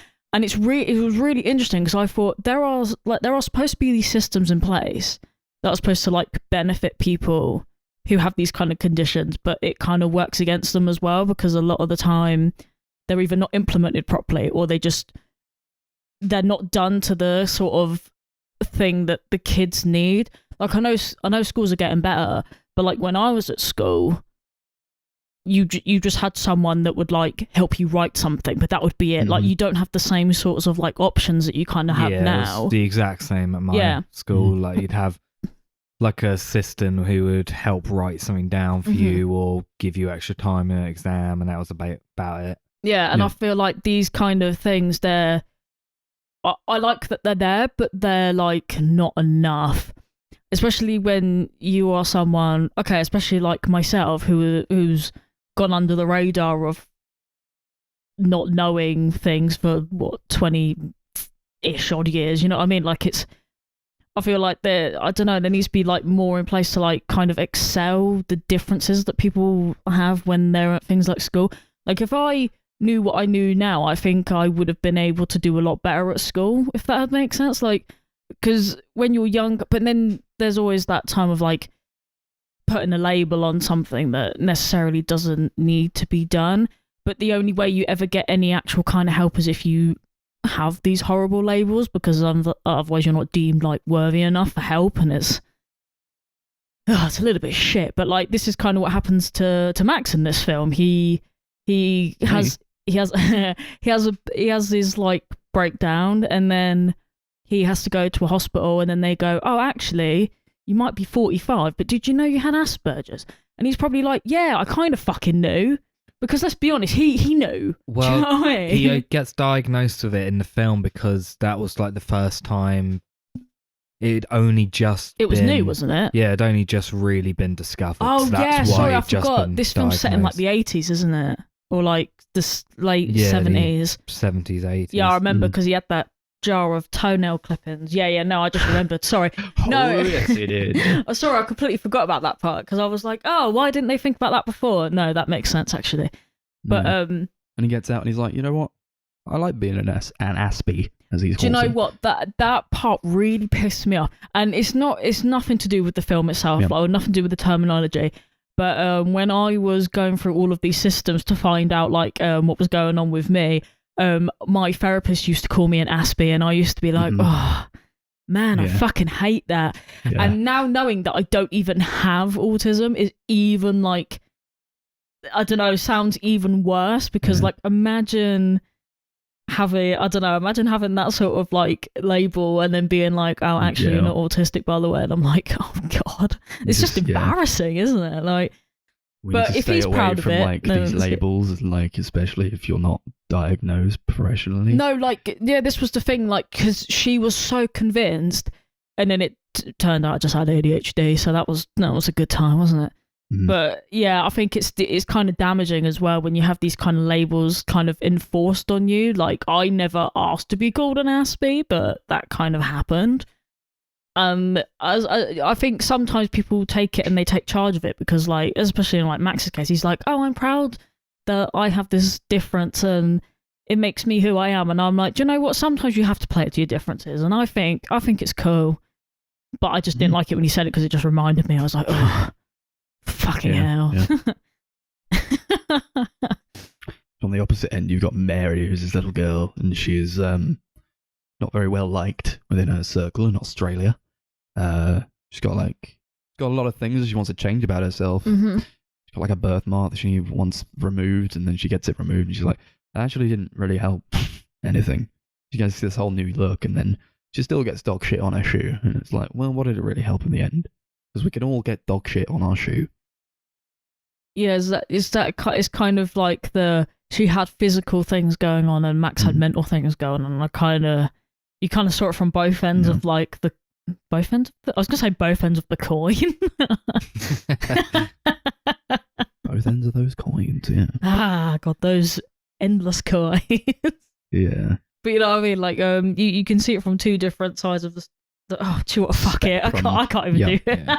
I think both characters are just really, really well written. You can tell that Adam Elliott really cared about these characters, and I think he really does explore them in quite an interesting way. It's very in depth the way he describes these characters through these letters that they write each other, and I think that's something that really makes you like the characters, kind of hearing the characters themselves describe themselves and what they like and what they dislike and that kind of thing. I think that's something that makes these characters feel much more real than a lot of film characters you watch. Yeah.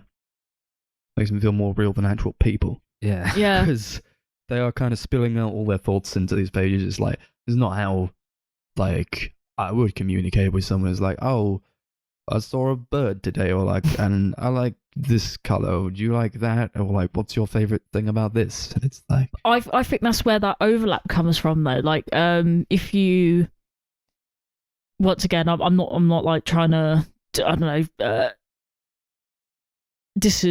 you know what I mean? But when people with autism take things quite literally, and you got kids who kind of do the same. It's almost like watching two people on the same sort of mindset trying to talk to each other, if that makes sense. You can always tell when someone is going to be like, oh, I saw a bird today, and then the kid would be like, oh yeah, I also saw a bird today, and it was a shit bird, when they would say it's a shit bird. You know what I mean? It's just I don't know, I felt like those were two people who could carry on a conversation together because they just didn't really care about who they were talking to or what they were talking about. It's like a stream of consciousness, really. Yeah, it's almost like they were talking to themselves in a way, weren't they? Because they never met. It's like, oh, if you're an atheist, babies are born from eggs laid by prostitutes. Okay. They're both kind of telling each other these things that they believe to be true but aren't actually true. It's like, yeah, I heard that babies are found in beer bottles. He's like, oh, I don't know about that. I heard that they were born from eggs laid by prostitutes. Yeah. I think they both see the world very differently, especially early on in the film when Mary is a young girl. She kind of sees the world like a young girl would, and Max is much more anxious and afraid of the world, and I think that it's perfectly shown through the different usages of colours they use in both their different cities. Who could blame them, though?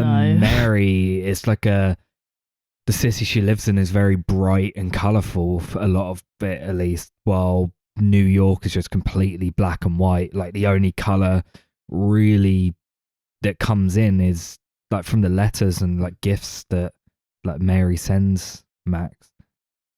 Yeah, do you like how New York was introduced and immediately 3 gunshots go off? Yeah. Oh yeah, through the signpost.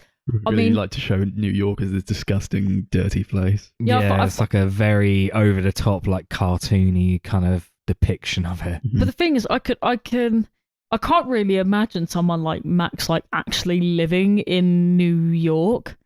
Yeah. Like, He doesn't like living in New York. yeah, though. like this is, and That's I kind of a mean, problem I had. It was like, oh, and then he wins the lottery and he gets all And he this money. still and he lives just there. lives in New York still. It's like, why didn't you just leave? I think that's one of the things about the character, though. He doesn't really like change. Change kind of scares him. He just uses the money he gets to buy something that he likes. He Actually, doesn't that's a use fair it to point. kind of change his world, because I know for someone with Asperger's, new things is very scary. Like when he first gets that letter from Mary, that scares him because it's something new in his life. It's a new person talking to him. So I think it makes complete sense that he stays in this place even if he hates it. yeah, I guess it's that sort of almost overwhelming kind of element to having to, I don't know, like having to move and stuff. Like, I mean, a lot of people could probably relate to that though. Like, imagine actually having to like uproot everything and go somewhere else. I mean, like for someone like it must be quite difficult. But like, I'm not even talking about the fact that he lives in New York. I'm talking about the fact that this man can afford to live in New York as well. Like, what? Oh wait, but this is like the. Oh, do you know what? Fuck it. He I was also just has remembering it's like a the really 80s again. shit Like, apartment. Yeah. So that's probably how he lives in like the cheapest dog shit apartment he could possibly live in. I don't know. When we start throwing logic into it, it all yeah, falls I know. apart, right? I just. How does Mary even fucking send all this post to him? I like She how has that no was money. She that doesn't was, have a job. I love that. It was just like randomly watching it, and then Max just goes, "And how did she get the money to send this?" And we're like, "Oh, in this world, No, post it just doesn't matter. free." It doesn't matter. Yeah. The only thing that makes sense. It's about the letters, you know. Otherwise, there's no movie. Yeah. Yeah, to be honest. Can't like explain like, oh, and Mary had like a lot of money actually, so this is how she was able to do all this, and just explain all these things. They Also- don't really need explaining. I also love that that chicken Ethel that Yeah. she had. Yeah, the That chicken rooster. lived forever. Like that chicken never died. That chicken was it's just- Immortal chicken. yeah, it's just immortal. I'm pretty sure chickens don't live as long as that chicken did, but There we go. We're rating this one out of Immortal Chicken. Yeah, okay. that's it.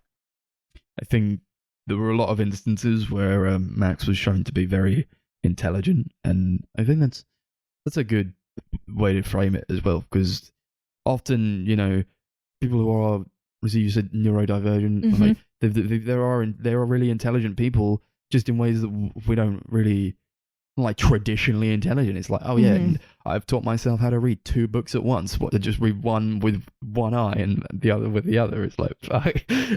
Yeah, I think it's because obviously people will, they find like different ways of doing something, or Yeah. people like me, I guess it's doing multiple things at the same time to get one job done, if that makes sense. Like, I think, it's kind of sad because like a lot of people would like take that at like face value, like, oh, if you've got a certain I don't even like saying disability, because I mean it's classed as a disability, but it's only because technically if it's only like a disorder if it affects like 2 or more aspects of your life, if that makes sense. So obviously things like Asperger's would do that, but apparently it's not even called Asperger's anymore. You can't call it that anymore. I don't know. Anyway, I remember my mum texting me it not that long ago, and she was like, "You can't call it that anymore." Political correctness gone mad. Anyway, a lot of it would just come down to people thinking that because you have this sort of thing that you're not bright, but it comes down to just doing things in a completely different way. Or you might be like, I don't know, Max knew tons of things about random shit that no one ever knew about, like what was he talking about, like fucking turtles and the National Geographic. Like he could probably read the National Geographic, one in each hand, and he could probably recite every single page. Yeah, well, he Do you know said what I he mean? was It's in that kind of thing. one of his jobs was like he worked for the military because he could like he was really great at maths and he could Yeah. like add up all the pens that they needed. To be fair, that is quite a stereotypical kind of autistic thing, is that they're Yeah. very good at like maths. Yeah. I don't know why that's. I guess it's an analytical kind of thing, which is one of the reasons why I was like, I definitely could not be that, because I fucking suck at maths. He says But- like people like to believe in God because it answers complicated questions. I'm like, oh, that was interesting. I mean, They do ask a lot of interesting questions, and sometimes it takes like asking questions a child would ask to get to the root of like deeper problems. You know. I mean, I did like that question where they were like, why do they make bus timetables if they never run on time? And I was like, that is such a mood. Why is that so true? I think I say that at least like 3 times a week, I swear. I'm surprised Max didn't die sooner for all the shit that he eats.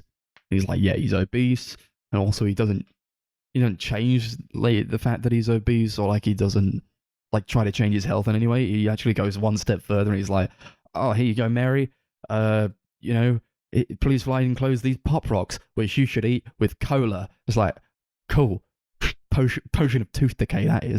I think there's also another thing to be said. Like, if we're going down like the whole route of like Max's mindset, is that a lot of people with the neurodivergency, blah blah blah, they have things like safe foods and things that they will just eat all the time because they don't like the texture and certain other aspects of like food.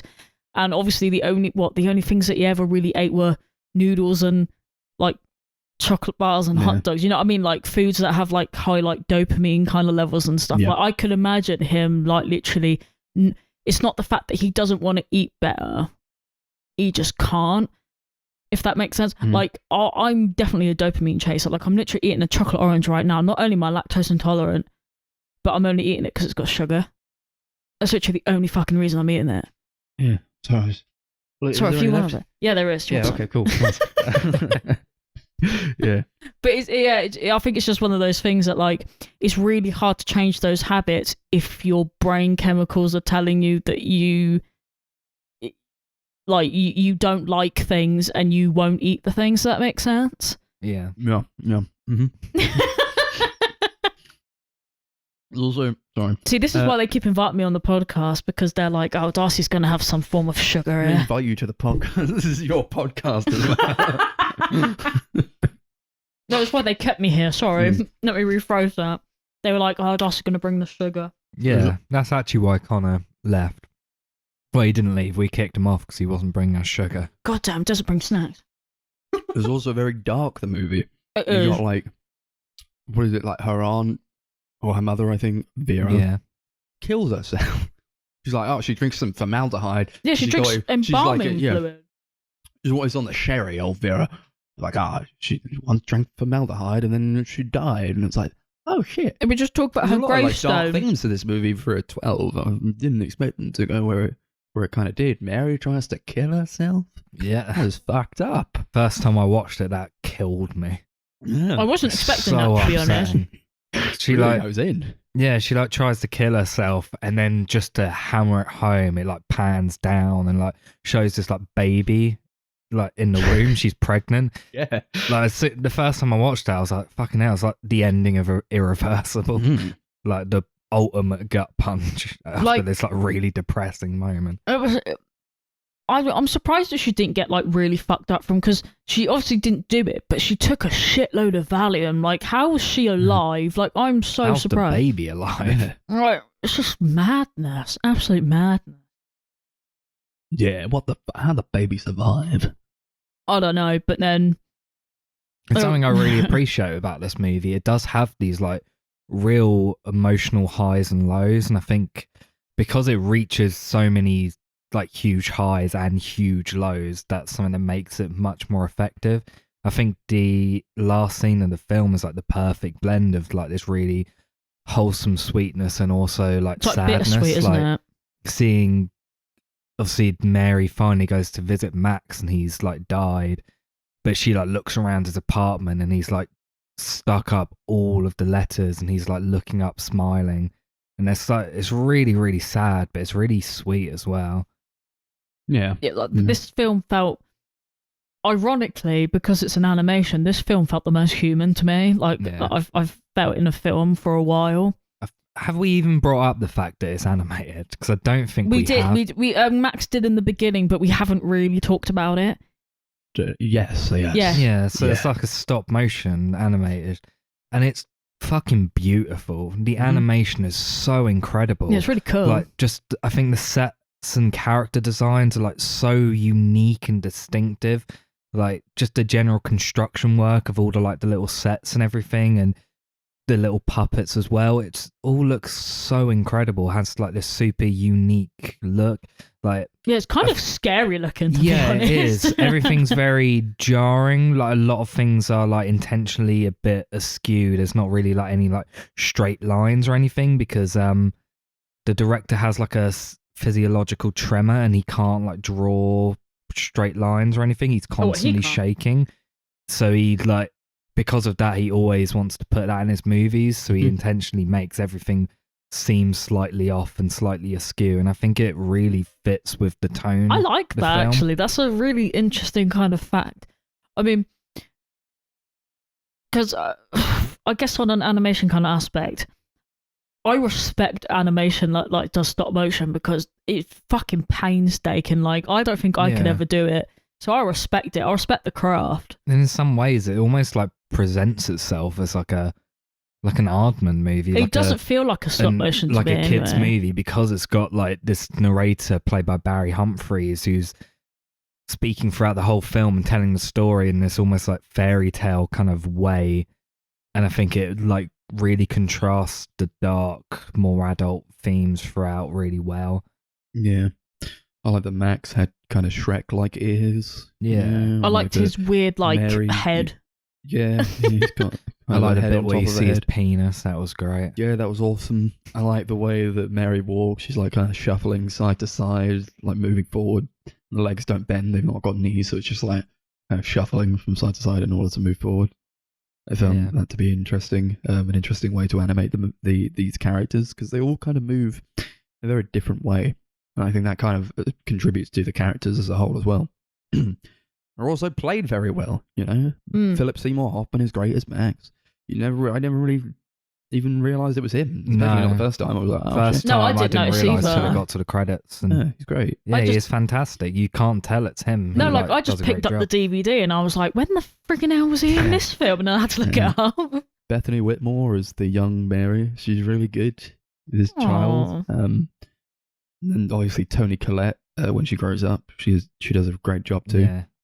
Both Philip Seymour Hoffman and Toni Collette are great in pretty much everything Mhm. now. I've never seen a bad performance from either of them. No, yeah. I think they probably use that one song too much. I'm going into negatives. What song was he talking? It's like it's like, okay, you fucking using the song. I love just that. so Oh, you talk about the do one that was on something the else. menu. yeah, it was in the menu and it was in Right. the movie like 10 times. I I must have didn't mind. absolutely had just must have drawn straight over the edge because I'm thinking about the menu, but I don't remember hearing it in the film. I really love the music. Just I go think on. it's very simple, but I think it works well. Mhm. But I get what you mean. It does. That song does play quite a lot. Yeah. I really don't remember any music playing in the film, so Because it's very subtle. It's not like it's not really loud and in your face or anything. There's not loads of huge epic themes. It's not like a Star Wars movie or something. But sometimes I just it like works getting. well with it. Sometimes I get so like engrossed in something that I don't even notice it. That's not even necessarily a bad thing. No, I just didn't even notice it. It's not like, once again, talk about Beverly Hills Cop where I noticed it and I could hear it every time. But yeah, this I just didn't Yeah. even notice. Also, I mean, this is a very subjective thing, the humor, but I didn't really find it that funny. I didn't really laugh, like, at all. I just sat there and, like, hearing you guys laugh, and I was like, okay. Yeah, I'm like the complete Oh, opposite. right. I think it's really funny. Yeah. I think it's really dry. So Yeah. Yeah, I really like dry humor, but I think some of it was just funny because it was just like, oh, of course that would be what you would say. Do you know, I can't explain it. Like some of it was just like so ridiculously like carefree. I was just like, oh, that is Yeah. so dumb. I think I my love it. favorite jokes are from like the really like subtle like blink and you miss it like sight gags, like a lot of great like writing on like signs that you can like they're in the background. It's a shame we watched the DVD because it was obviously quite blurry, so there was a Yeah. lot of jokes that I think we missed. I didn't. But I there was like a don't know lot what of you're talking about. It reminds me a lot of like early Simpsons, like these like small little sight gags that if you're paying close attention you'll see. Like the bit where I think it's Mary's mother dies and like they're in the cemetery and there's the gravestone next to it that says No. "Rest in peace, Adam Elliott." Oh, I like the bit that said she was very merry, died by Sherry. Yeah. That bit actually made me like howl. It was so funny. Adam Elliott gravestone, we couldn't see it because it was so shit, but like underneath his name it says overrated. I mean, my favourite gag was actually from Max when he went, "Oh, I thought that book said feces on it," and I was like, "That is so fucking funny." Yeah. He's got like a book of faces, so you can tell when people are angry and when people are happy.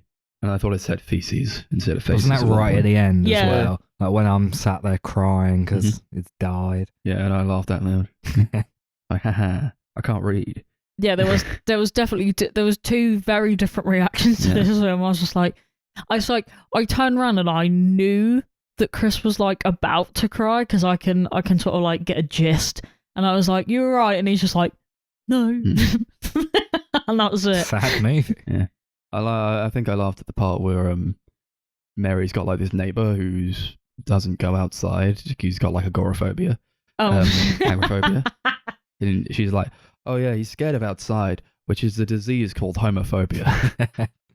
I love great. that bit was. Or when we were talking about like when the air conditioning vent falls out of Max's apartment and it kills that mime, it goes to like a court and it says, his manslaughter charges were dropped because he had no motive for killing a mime artist, unlike most people. I love that bit where the air conditioner's like falling down and the mime artist gets out an umbrella. Yeah, it's a really great To joke. be it honest, like falls for ages. he killed himself. He could have just moved. Yeah. Like I don't think there was any fault on Max's behalf. It's like to be honest. when Mary's neighbour finally works up the courage to get outside. Every time he goes outside, he almost gets hit by a car or something.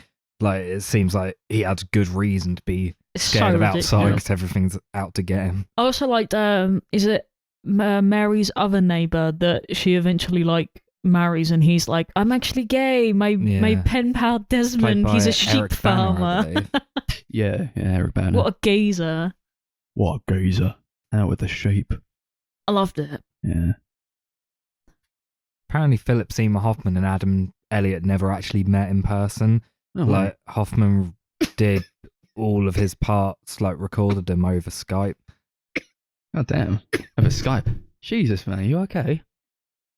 Darcy's dying. Yeah? Yeah, at the Good. time he was like working on a play in London, so Yeah. Oh, you alright, mate? Choking on the coke? Yeah. Well, you shouldn't It was my own fault for have done so much of it. yeah, man. No, it's fine. It's all good. You could just keep that in, Chris, if you like. Just oh well, I'll probably forget to cut it out. Great. it's right. It's not a COVID related cough. Just me not knowing how to drink. I feel like I'm gonna cry. Yeah, we got anything else to add? No. Have you Nice. got Cool. a wheel? No, what are we racing out I of? do, but we're not there yet. Oh no, I was We just making said, sure you had it. Oh, So there's chickens. Immortal Chickens. Immortal Yeah, Chicken. sure. Yeah, this is a really, really beautiful movie. I'm definitely going to buy the Blu-ray and get rid of the DVD because it looks like shit. It does. It's just, yeah, I wish it was more readily accessible because like the only way you can get the Blu-ray is like importing it, I think. Yeah, I just wish it was like on Netflix or something, or even back on Prime because that was how I watched it the first time. So I think this is a film that people should see. I'm glad it's got like this quite a big cult following because just really great animation. We need more of these kind of adult stop motion animations. I give it 10 Immortal Chickens out of 10. Yeah, it's a good movie. It's a good movie. You should watch it because, you know, it's just a nice, wholesome little movie. And I think there's a lot to get out of it for everyone. I don't care much about watching it again, but that's it. I think it went very fast. You know, it's Yeah. only like an hour Yeah. and a half. It's very easy to digest, but I think I've got everything I need to get out of it now. And because it's so hard to access, you probably won't be able to watch it again. I'll give it 6 Immortal Chickens out of 10. Nice. Yeah, I really like this film. It just felt getting me kind of just dying vibes. It kind of gave me that like about time kind of vibes where it was like a hug and a punch and another hug and another punch. I'm not gonna waffle on because I'm literally dying. I'm gonna give it 8 immortal chickens out of 10. Lovely, lovely, lovely. That's that. 2000s, we've done it. Next week, we've got some movies to watch, but what are they? Chris is going to find out on the Wheel of Fortune. Be excited. Be excited. There's nothing fortunate about this wheel, I'm afraid. Oh dear. This wheel is usually just full of shit. I hope it doesn't. Yeah. We'll just spin it. We'll see what happens. This is not actually a trilogy, it's a two movies. Cool. 2001 A Space Odyssey and 2010, whatever the year we made contact, whatever that one was called.